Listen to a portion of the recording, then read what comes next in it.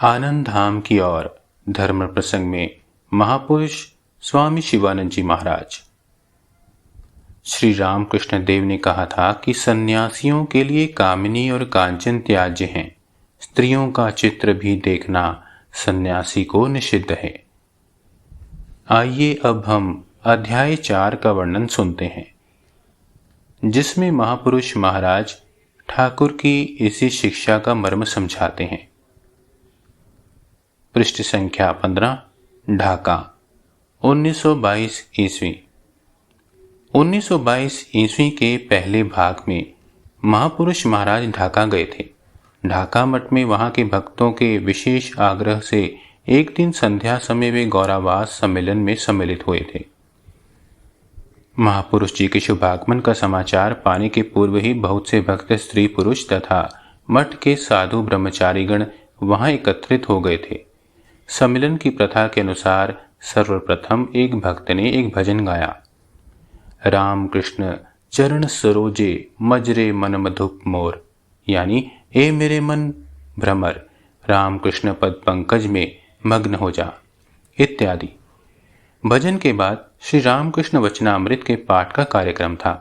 फिर भी एकत्रित सभी लोगों ने महापुरुष जी का उपदेश सुनने का आग्रह प्रकट किया, किंतु महापुरुष जी ने वचनामृत का पाठ करने के लिए ही कहा, अतः वचनामृत पाठ होने लगा।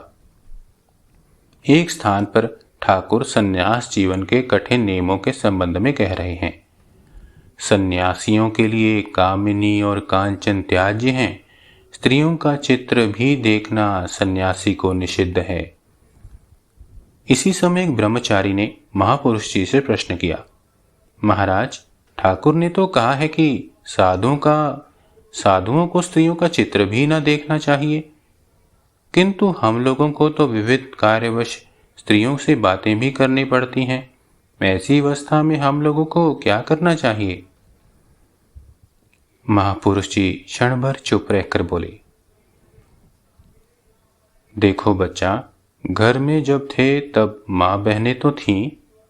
माँ बहनों के साथ जिस प्रकार सरल हृदय से मिलते जुलते थे, ठीक वैसा ही मन लेकर अब स्त्रियों से आवश्यकता अनुसार वार्तालाप करना।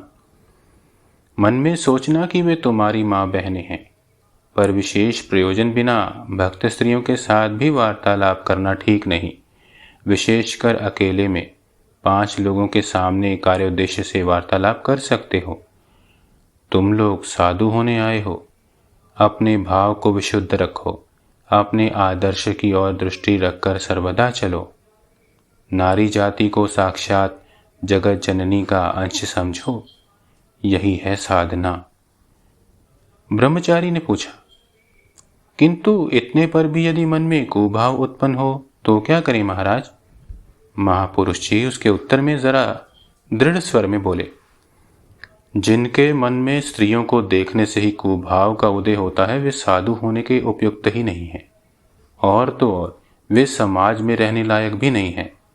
उन लोगों के लिए उचित है कि वे किसी ऐसे एकांत स्थान में चले जाएं, जहां उन्हें स्त्रियों का मुख तक दिखाई न दे, जहां स्त्रियों के साथ कोई संबंध न आए, और उस स्थान में दीर्घकाल तक कठोर भाव से जीवन व्यतीत कर मन की इन सभी पाश्विक प्रवृत्तियों का समूल ध्वंस कर तब लोगों के बीच आना चाहिए। समाज का भी तो एक नियम है, एक श्रृंखला है। ओम श्री राम कृष्ण अर्पणमस्तु।